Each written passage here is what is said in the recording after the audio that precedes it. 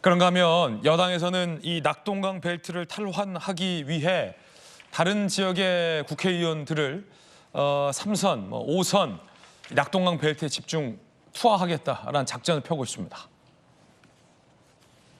어제도 보도해 드렸듯이 김태호, 서병수 의원에 이어 조혜진 의원까지 이 험지에 차출하고 있는 그런 상황입니다. 술렁이는 낙동강 벨트. 그런가 하면 여당이 김기현 전 대표에게 험지 출마 요청을 했다라는 보도도 나왔습니다. 본인 지역구 출마를 선언한 김기현 대표죠. 그런데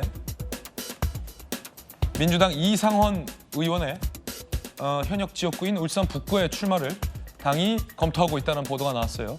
김기현 전 대표, 당에서 공식적이든 비공식적이든 요청 없다. 울산 남구 을 현역 의원으로서 책임을 완수하겠다는 입장에 변함없다. 본인 지역구 사수 의지 한결같습니다. 국민의힘이 선거 전략을 적절하게 잘 짜고 있는 것 같아요. 왜냐면은 김기현 의원을 갑자기 서울 수도권에 차출할 수 있는 건 아니지 않습니까? 수도권에 차출해도 도움이 될지 여부가 좀 불투명한 상황이다. 그렇기 때문에 그래도 영향력을 발휘할 수 있는 울산시장이었으니까 울산 지역의 험지, 그리고 김태우 전 경남도지사였으니까 또 다른 지역, 부산시장 출신이었던 서병수 시장을 또 험지. 저는 근데 또 이렇게 낙동강 벨트를 탈환하겠다는 국민의힘의 이런 배치를 보면서 거기 가 계신 전재수 의원이나 김두관 의원이 정말 잘하셨구나. 와, 어떻게 경남, 부산을 국민의힘이 험지로 설정하고 저렇게 거물급을 보낼 정도로 그 두 분이 지역에서 얼마나 잘하셨으면 그럼요. 저렇게 국민의힘이 저렇게까지 평가를 할까. 그래서 좀 뿌듯한 기분도 들었고요. 네. 김두관 의원님의 그런 우리 한번 잘해보자라는 그런 도전장을 받아들이는 모습도 너무 아름다웠고요. 선의의 경쟁의 분위기죠. 예. 그래서 그 두 분이 정말 그 지역에서 인정받는 이유가 있구나라는 것도 봤는데, 한편 그러면은 민주당은 어떻게 할 것인가? 저는 민주당도 저런 전략을 좀 써야 되지 않나.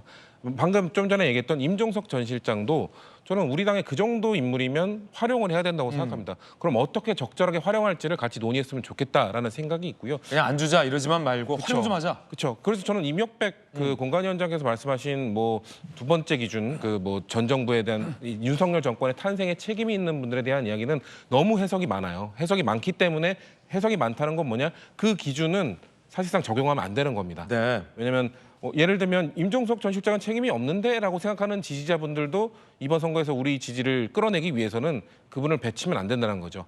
그런 것처럼 대신에 임종석 전 실장은 임혁백 공관위원장이 말한 첫 번째 기준에 들어갑니다.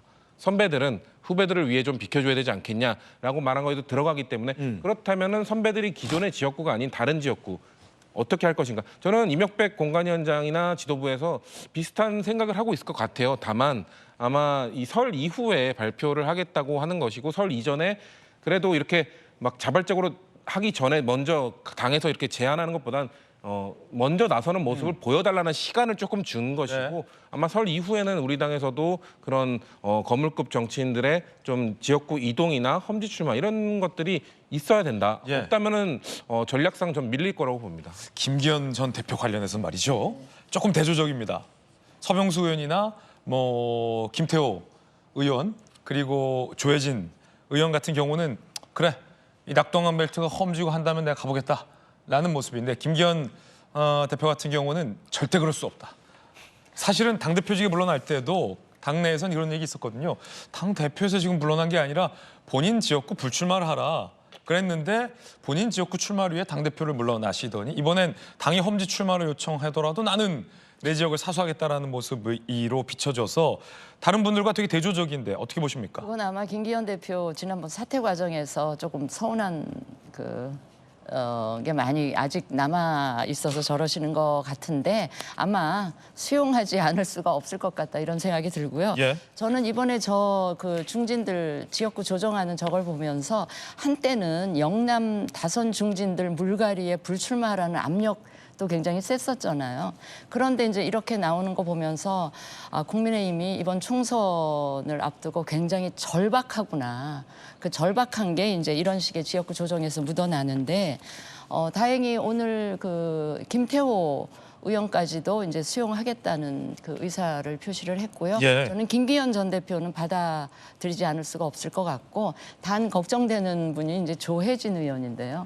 조혜진 의원, 그러니까 지금 마침 부울경에 우리가 그 굉장히 신경을 쓰는데 부산, 울산, 경남에 단체장을 했던 중진들이 지금 그 이렇게 존재를 하다 보니 저런 식의 지역구 조정이 가능한 것도 참 다행이다 싶고요.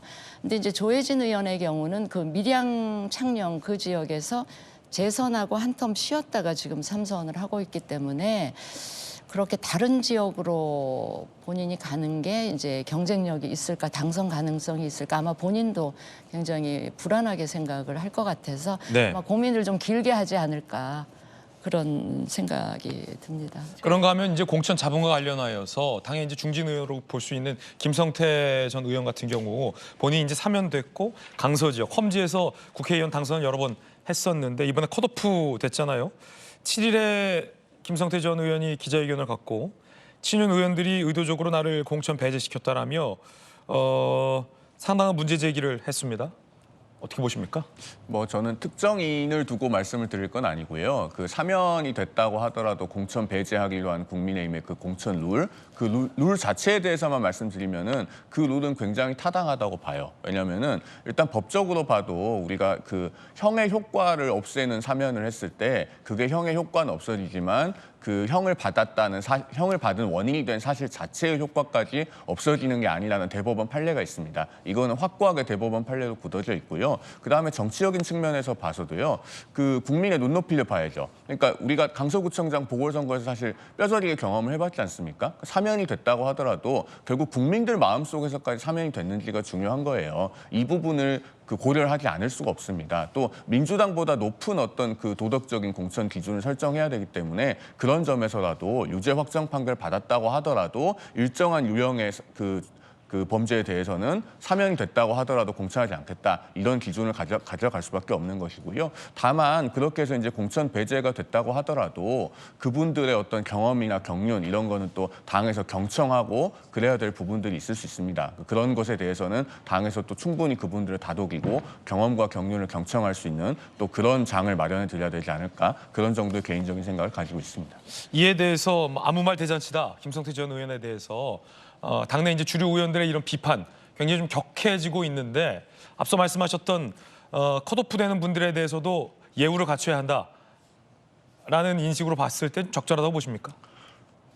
그 코멘트 자체 말씀이신가요? 네, 김성태 아무 말 전- 대잔치 뭐 이런 김성태 의원을 향한 사실은 뭐 특정인을 겨냥해서 뭐 과거에 어떤 뭐 무슨 경력이 있었다는 의혹을 제기하고 그런 기자회견은 좀 바람직하지 않죠. 그러다 보니까 이제 말이 격해진 것 같은데 어쨌든 뭐 컷오프가 돼서 출마를 하지 못한다고 하더라도 그런 분들의 경험과 경륜은 당에서 분명히 경청해야 될 부분들이 있을 겁니다. 그것에 대해서는 마음 상하지 않게 충분히 좀 예우를 했으면 좋겠고 어쨌든 그런데 그 사면을 받아도 공천하지 않는다라는 공천 룰 자체는 충분히 높은 도덕적 기준을 가져가는 것으로서 타당성이 있다는 말씀 다시 한번 드립니다. 네.